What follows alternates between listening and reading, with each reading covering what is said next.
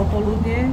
Vítam vás v mene Mestského úradu, v mene Základnej umeleckej školy Hlohovec, Občianskeho združenia Ex Libris Hlohovec a Slovenskej televízie a rozhlasu Rádia Regina Západ na spomienkovej slávnosti na počesť významného slovenského hudobného skladateľa Andreja Lieskovského.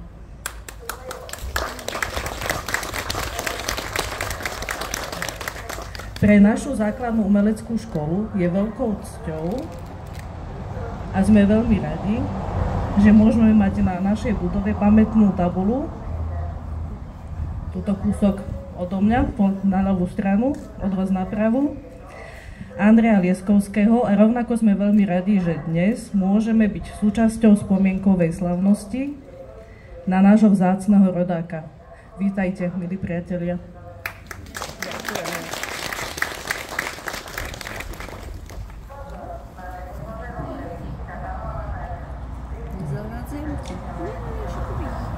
Ďakujem pani riaditeľke Základnej umeleckej školy Michaele Adlerovej za privítanie na dnešnej slávnosti na počesť nášho rodáka Andreja Lieskovského. Najvzácnejším hosťom alebo najvzácnejšími hostiami na dnešnej slávnosti je rodina pána Lieskovského. Vítam jeho dcéry, pani Agátu Lieskovskú a pani Zuzanu Stoklasovú. A taktiež vítam aj ďalších početných rodinných príslušníkov, ktorí prišli na dnešnú spomienkovú slávnosť. Vítam aj ďalších vzácnych hostí, primátora mesta Hlohovec, pána Ivana Baranoviča, redaktora Rádia Regina Západ, pána Martina Jurča.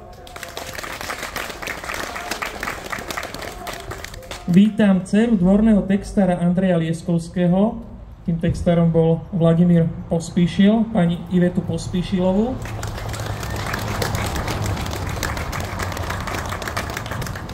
Vítam i ďalšie osobnosti z oblasti umenia a kultúry. Vítam všetkých, ktorí si prišli spolu s nami zaspomínať na Andreja Lieskovského. Na úvod poprosím pána primátora Ivana Baranoviča o otvorenie nášho stretnutia a o jeho slova.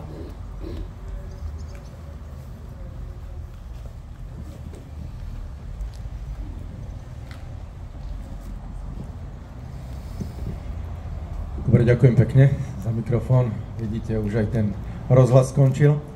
Takže všetkých vás tu veľmi pekne srdečne vítam. Naozaj najmä rodinných príslušníkov nášho rodáka Andreja Lieskovského, významného skladateľa. Som veľmi rád, že si spomíname na takýchto významných rodákov, medzi ktorých pán Andrej Lieskovský patril. Takmer alebo viac ako 10 rokmi sme umiestnili tabulu na túto základnú umeleckú školu pri príležitosti 100-ročnice jeho narodenia. Dnes sa tu stretávame pri príležitosti 30. výročia od jeho úmrtia. Andrej Lieskovský reprezentoval Hlohovec a určite bol človekom, na ktorého Hlohovec musí spomínať.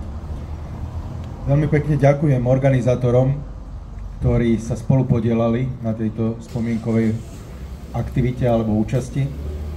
A chcem popriať všetkým, aby ste si tie chvíle užili, aby sme si vypočuli aj krásnu skladbu Andreja Lieskovského a užite si to krásne popoludne.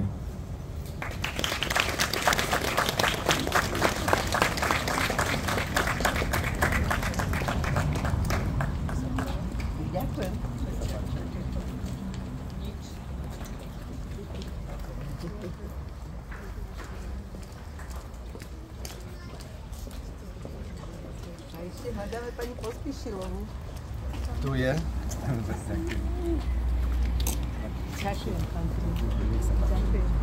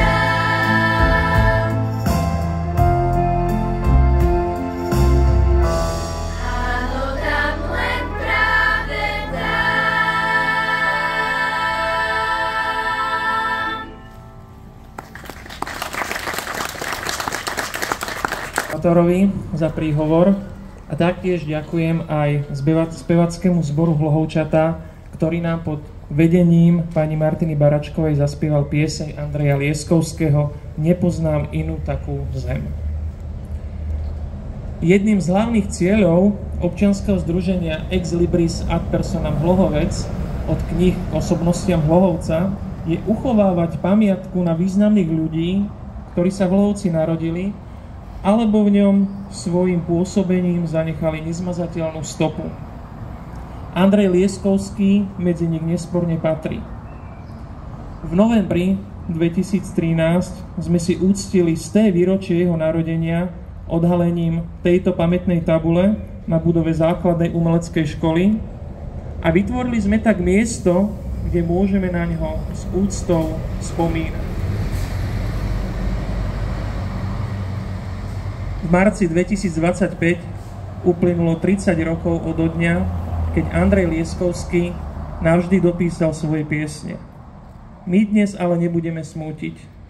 Vzácnych ľudí nosíme vo svojej pamäti a hoci Andrej Lieskovský už tu s nami nie je, jeho piesne nám ho budú stále pripomínať.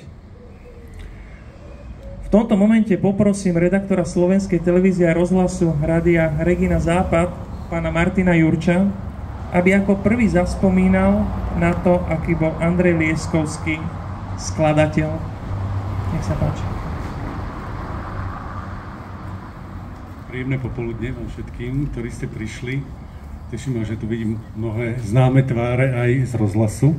No síce bohužiaľ ja spomínať nemôžem, pretože naše cesty sa s pánom Lieskovským nezišli a nestretli ani v rozhlase, ale môžem si pripomínať jeho tvorbu vďaka tomu, že pripravujem rozhlasové relácie, ktoré sú zložené z archívnej hudby. Ja som si aj pripravil, alebo teda priniesol platňu, jedinú platňu, ktorá vlastne vyšla z tvorby Andreja Lieskovského. Aj keď jeho pesničky mnohé boli veľmi známe, sa hrali v rozhlase, vychádzali hlavne na malých platniach. Vlastne toto je jediný taký dokument, ktorý vyšiel ešte za jeho života v roku 1974. A tú platňu som si zobral preto, aby sme si pripomenuli aj tie pesničky, ktoré sú vo vedomí a znejú vlastne dodnes vo vedomí poslucháčov a prenášajú sa v podstate z generácie na generáciu. Mnohí si myslia, že sú aj ľudové, ale pritom ich autorom je Andrej Lieskovský. Bola to pieseň, ako sme aj počuli, Nepoznám inú takú zem s textom Anety Tešovičovej, tiež z odolnosti rozhlasovej redaktorky. A spomnieme aj ďalšie, napríklad Len malú chvíľu, alebo Na dobrú noc bocky dám, Vám o láske spievam, Náladová láska, Don Juan, či Skryl sa mesiac za obláčik, alebo by sme mohli spomenúť aj pesničku Až bude pokosená tráva. Tých pesničiek bolo skutočne veľa. V podstate Andrej Lieskovský písal, alebo napísal okolo 200. A nie sú to len pesničky populárnej hudby, ale on mal rovnako vzťah aj k dýchovej hudbe. Takže keď bol redaktorom v rozhlase, tak v podstate pracoval v redakcii malých hudobných žánrov, kde sa práve nielen vysielala, ale aj produkovala hudba malých hudobných žánrov, teda populárne pesničky, ale aj dýchové pesničky. A vďaka Andrejovi Lieskovskému vlastne vznikol nielen tanečný orchester Československého rozhlasu v Bratislave, ale napríklad aj zaujímavá súťaž Takú mi zahraj v Trenčanských Tepliciach, ktorá vznikla v roku 1972 a bola to vlastne prehliadka pesničiek dýchovej hudby. Takže to bol okrem iného aj jeho prínos pre tento hudobný žáner. A ešte pripomeňme, že vlastne Andrej Lieskovský sa síce narodil tu v Hlohovci, ale potom jeho cesty vďaka rodičom aj viedli do Nitry. Mal byť pôvodne právnikom, ale tá láska k hudbe zvíťazila, teda celý život sa venoval práci autorskej a redaktorskej.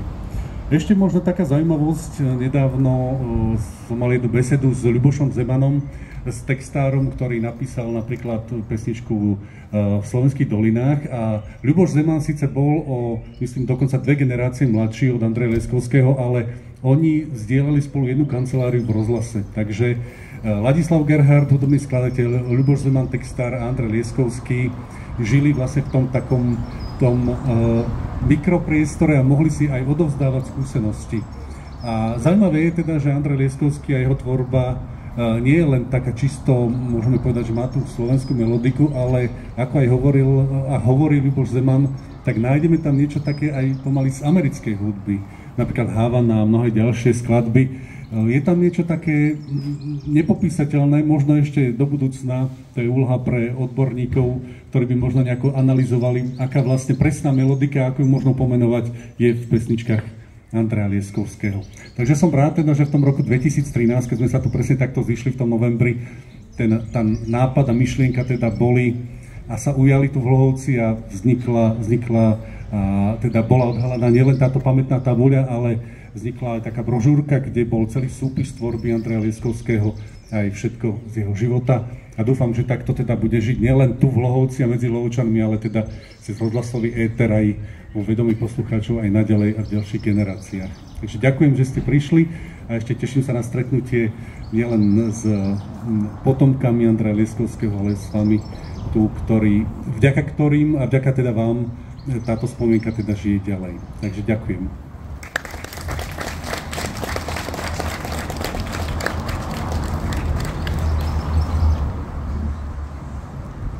Ďakujem aj ja, pánovi Martinovi Jurčovi, a ako vymenúval piesne Andreja Lieskovského, tak určite každému z nás sa prehrávali v mysliach tieto známe a skvelé melódie. Teraz by sme si však mohli zaspomínať aj na to, aký bol Andrej Lieskovský otec. A k týmto spomienkam sem pozývam k tomuto mikrofónu pani Agatu Lieskovskú, jeho dceru. Nech sa páči.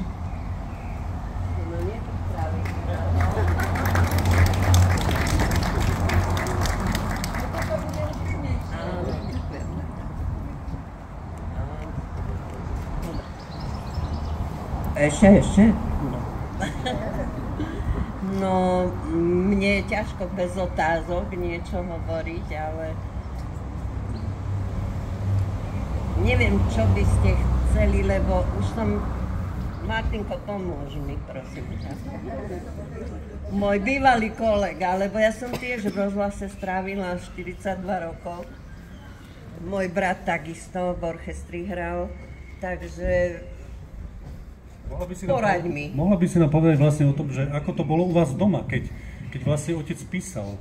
Ako sa možno aj stretával s textármi, väčšinou to bolo také spojené. Viem, že Iveta ešte bude spomínať, ale ona mnohokrát hovorila, že to bolo, tá pesnička niekedy vznikala vlastne v týme cigariet pri klavíri. Áno, tak to bolo. Však bola, kedy aj teraz, keď pozeráme stále filmy, tak všade popolníky a všade sa fajčí. Mne to zostalo ešte. Ale otec veľakrát prestával fajčiť a potom znovu začal.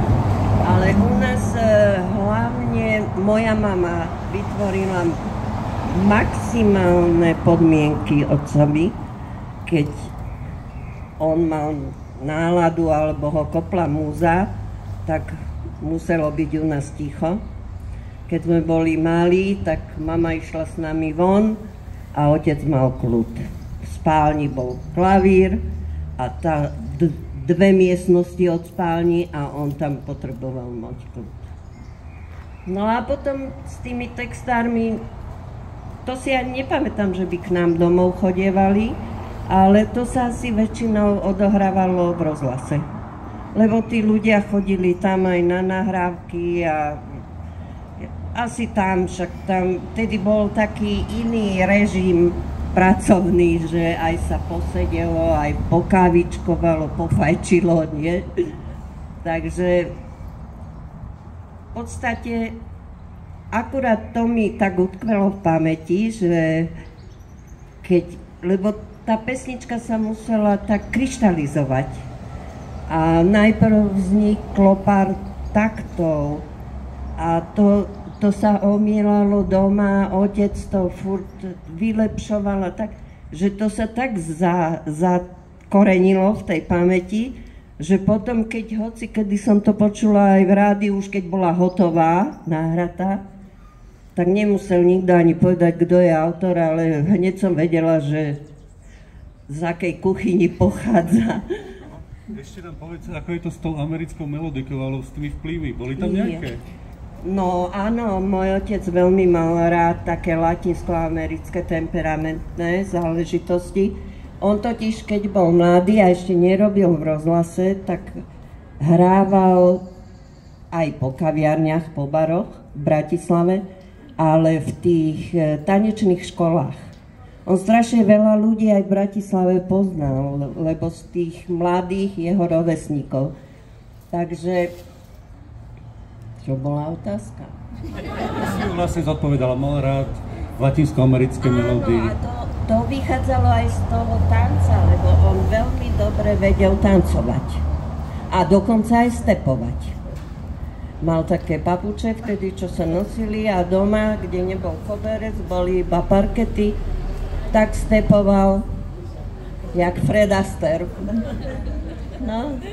Ešte by sme mohli spomenúť niektorých textárov, okrem Vladimíra Pospíšila, to boli napríklad teda Tibor Gruner, alebo Anita Tešovičová, ktorej pesničku sme počuli teda s jej textom. Áno. Myslím, že aj Vít Ilek s ním spolupracoval, alebo napríklad aj Milan Semík, ktorý bol z okolností tiež rozhlasovým režisérom.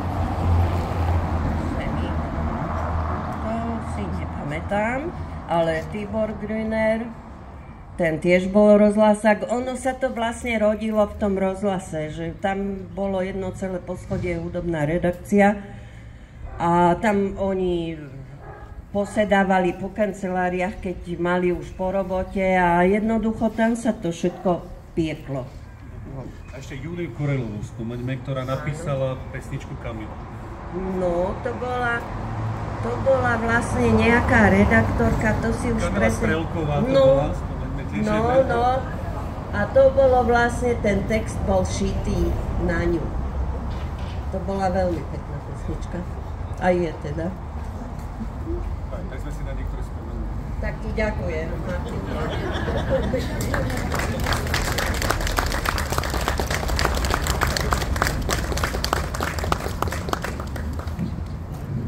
Veľmi pekne ďakujem obom za pomoc pri moderovaní a samozrejme aj za pekné spomienky.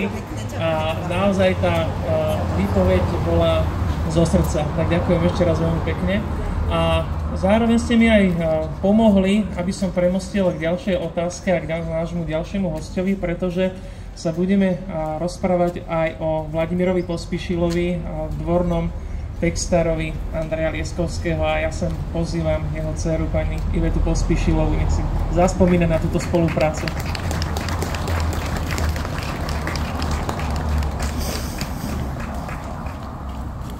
Príjemné popoludne prajem všetkým a ďakujem za pozvanie. Príjemné popoludne prajem všetkým a ďakujem za pozvanie. Ja som bola, dá sa povedať, že ešte dieťa, vtedy, keď spolu títo dvaja tvorcovia a poviem tak možno neskromne velikáni toho obdobia populárnej hudby tvorili. Spomínam si napríklad na to teda, že ako hovorila pani Agáta, aj môj otec pracoval v rozhlase v redakcii Zábavy, ale ja si myslím, alebo tak ako si spomínam, že pán Lieskovský chodieval občas aj k nám domov. Môj otec vedel hrať na gitare, ale nevedel hrať na klavíri, takže pán Lieskovský mi trošku tú melódiu, takúto základnú prehral. Porozprávali sa o tom, asi o čom by ten text mohol byť. Otec mal teda nejaké nápady. Môj brat, keďže ten už chodil aj do tej základnej umeleckej školy, tak on vlastne potom na tie noty napísal, po ten notový záznam písal tie texty otcove. Ako ste spomínali, že otec bol tuhý fajčiar, pán Lieskovský, tak môj otec tiež, ten sa toho fajčenia nevedel zdať nikdy, 40 denne to bolo bežné. A takisto aj ten koňačik pri tvorbe, ten tam bol. My sme bývali v takom dome bytovom z roku 1924, kde bol vnútorný dvor. Otec tvorieval na balkóne často, tam sa dalo dobre fajčiť, nikto ho tam nevyrušoval. No a keď Martin priniesol teraz tú platňu a ukázal ju, tak som bola dojatá, pretože názov platne je Vám o láske spievam a to je pieseň, ktorej napísal text môj otec.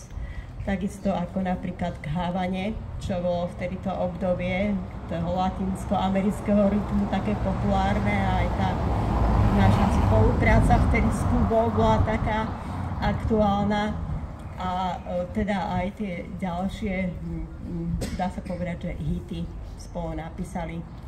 Takže som veľmi rada, že pán Lieskovský tak trochu patril ako priateľ do našej rodiny. Ďakujem vám.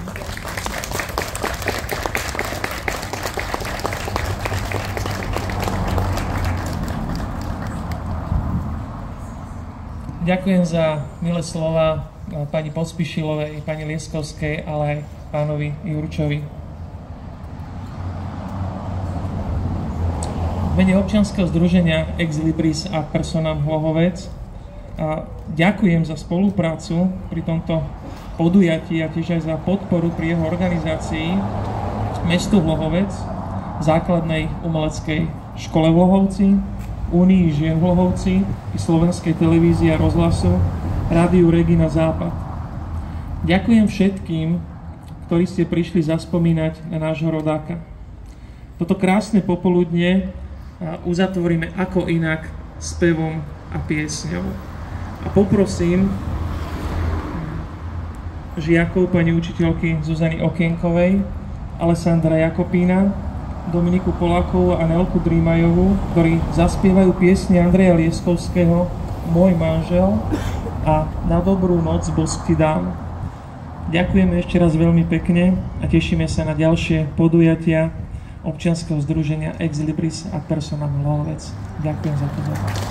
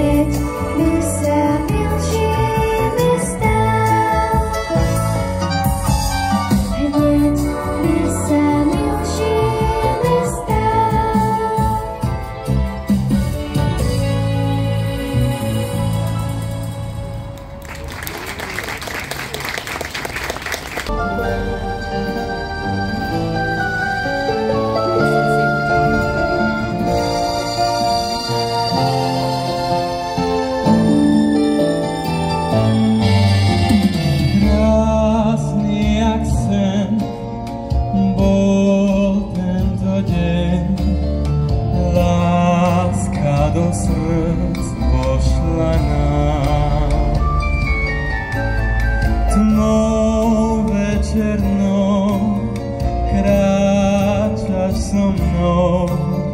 Tížko sa mi privrávaš, na dobrú noc bosť ti dám za tento deň. Na tvoj úsmev úsmevom ti odpoviem. Celú noc bude sa mi snívať o tebe, miláčik môj, a v srdci stále budem snívať obrázok tvoj. Na dobrú noc bosť ti dám, dovidenia. Ráno kvety spomienok rozkvitnú nám, v ústrety novým krásnym dňom pôjdeme známou aleou. Na dobrú noc bosť ti dám, miláčik môj.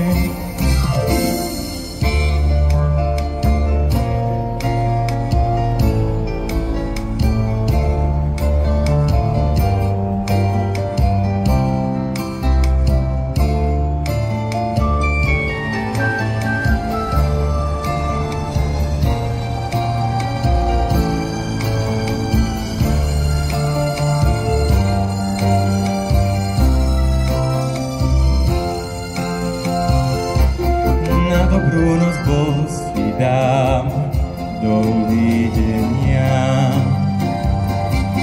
Na tvoj úsmev úsmevom ti odpoviem.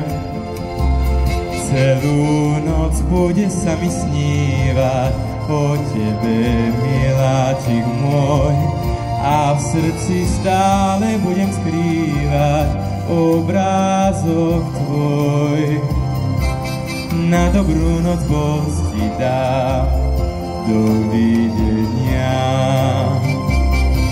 Ráno kvety spomienok rozkvitnú nám, v ústrety novým krásnym dňom pôjdeme známou aleou. Na dobrú noc bosť ti dám, miláčik môj.